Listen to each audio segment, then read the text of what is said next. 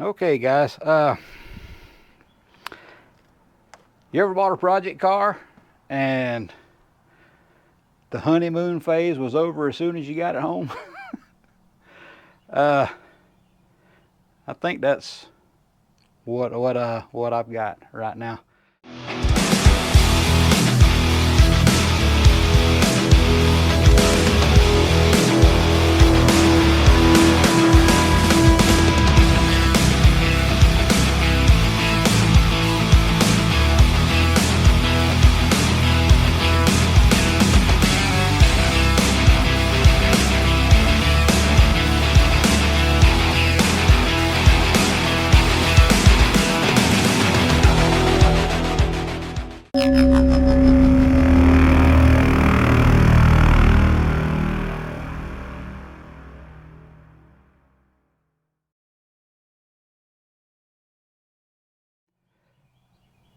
When we went to get this car, Jamie was pretty accurate in saying that the car was in a million pieces. And oh boy, yeah, it is, and which that didn't bother me, and really what I'm about to show you doesn't bother me really either. I mean, well, it does bother me.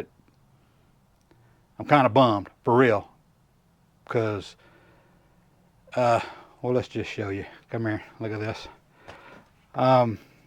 Yesterday when we were taking all the stuff off the trailer,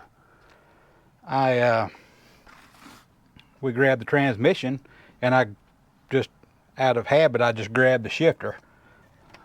I just grabbed it, and I noticed, I'm like, well, that won't do anything except just wobble around a little bit. So I thought, well, maybe that's just jammed or whatever. So then I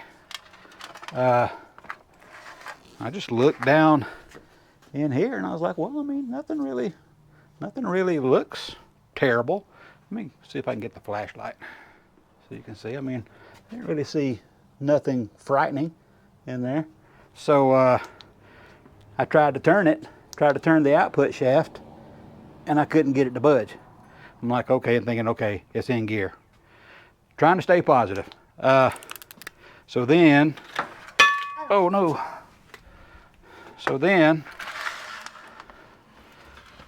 come around to the input shaft side, and I notice a little bit of rust trailing down the input shaft. And I'm like, oh no, I wonder where that came from. So I grab it, and sure enough, it wouldn't turn either. So I got a pipe wrench and put it on here, and I didn't want to put a whole lot of pressure on it because I didn't want to deform the teeth or anything like that, but even a pipe wrench wouldn't make it budge, and I knew that I had problems then. I pulled the fill plug out, and I didn't like what I saw immediately.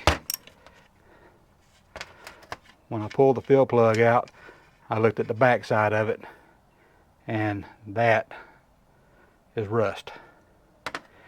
And let's roll this thing over here. Sorry. Let's roll it over, and we'll see if you can't get a look down in there. There we are. And we've got rust inside the transmission. Oh, not good. Not good at all.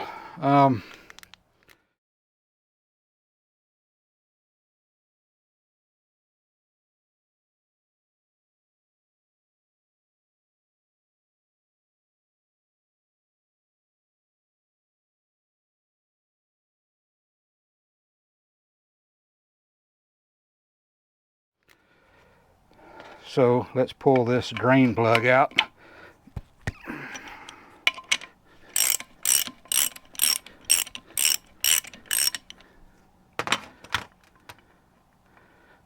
Ooh. Yeah. I'd say we've got some issues. Because that's a magnet to catch any metal particles, and all that's just brushing right off of it. Yeah, so somehow or another, while this thing was in storage, it got water in it. And I was a little bit concerned about it whenever I first saw the pictures of the transmission, because the transmission was standing up. It was kind of standing up on the bell housing end with the tail shaft just sticking straight up in the air. And I was like, well, you know, if anything got down in there, you know, I wouldn't know it unless we took the transmission completely apart. But as it is right now, I mean, I can't even get it to budge. I can't get it to do anything. So the transmission is going to have to come apart and be completely gone through, which is something I was really hoping not to do with this project. I was hoping that I could just bolt the motor and transmission back together and, you know, have a fun little beater after I got all the wiring and everything put back together. But I mean, this is just the kind of thing that happens, you know, when stuff's in storage for a long time. I mean, owners always look at it from how it was when they took it apart. And that's just human nature to do. What I've got to do with this thing is I'm going to try my best to get the rust dealt with before I take it apart. So what I'm going to do is I'm going to stand it up on the bell housing again, put the plugs back in, block off the vent tube, and I'm going to fill the transmission with Evaporust. All right, guys, we're going to pour this in the transmission because, I mean, at this point, we don't have anything to lose. This stuff, I mean, is supposed to be safe for all metals, so I don't think it's going to hurt. I don't think it's going to hurt anything in there. I hope, anyway. The only other option I have is buying a transmission off of eBay that has no stated mileage on it. No one actually knows what the condition truly is, and they want more for the transmission and shipping than I paid for the whole project. So I'm going to give this a shot, and we're going to see what happens. So let's pour it in. And here goes nothing.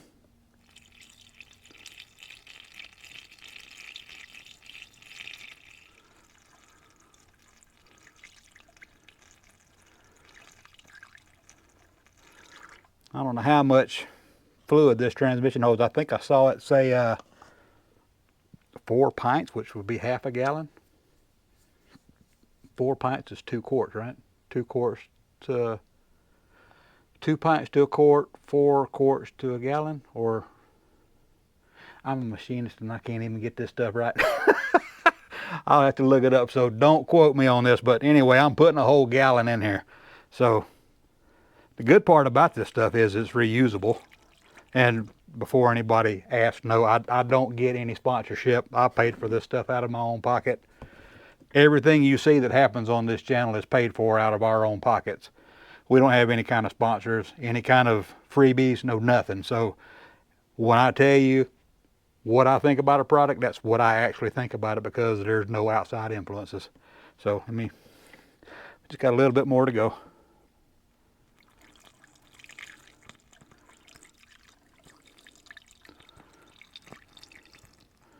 And there we go. 1 gallon of Evaporust inside of a transmission. So I'm going to let this sit for a few days and roll it around a couple of times on each side and try to get all the gears and everything covered in there best I can, and I will report back. Alright guys, before I close out this first video, it's been a couple of days. I've been letting the transmission soak a little. I haven't rolled it over, but I do kind of want to see where we are here. Maybe let's see if the input shaft will turn. Nope, it still won't turn.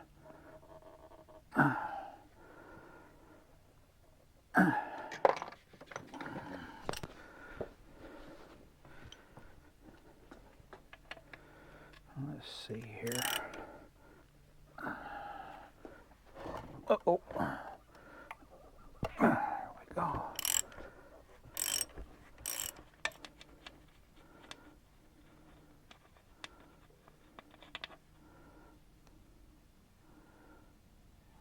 Well, that already looks a lot better. I don't have my good light. I just got this little one right here. I don't really expect much to be done on the top up here because it hasn't really been soaking in the fluid. But I did have a thought about this yesterday or the day before yesterday. Anyway, right after I filmed the initial videos of this, I'm willing to bet that what's got the transmission frozen is the input shaft bearing and the idler shaft bearing. I believe that's what I believe that's what the other shaft is called, the idler shaft.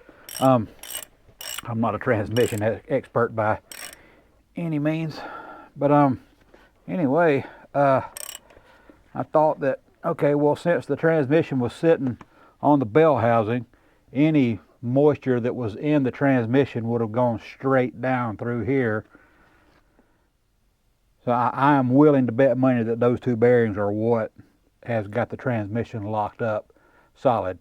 So I'm going to roll 90 degrees this way and let it soak the, well, whatever it's not got right now.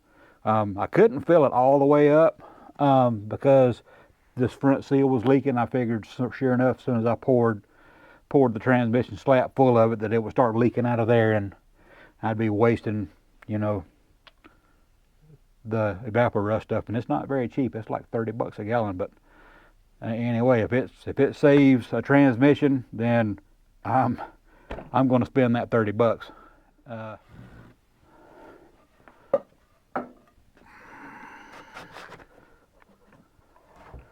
There we are. Now it's now some more of the gear sets in is in the fluid, submerged in there. So I'm going to wait a couple more days. I'm going to go ahead and put this video out. That way, at least you guys will know what kind of moronic enterprises I'm up to right now. So anyway, I'm going to let it sit for a couple of days like this. Then I'm going to roll it another 90 degrees. Let it sit for another couple of days. And then we're going to, I've got a borescope camera, but it really does not transfer video very well. It looks good on the phone, but as soon as I try to transfer it to the computer, it looks terrible. It looks really, really bad. So anyway, we'll take the borescope and look in there and see how it's looking. And if it's looking better, hopefully this thing will start freeing up. But again, I'm not going to force it. So anyway, enough rambling. So check back with me next week, and I'll let you know where we're at with it. Hopefully it starts freeing up, get some of the rust out of there, and hopefully I can save this thing. So thanks for watching.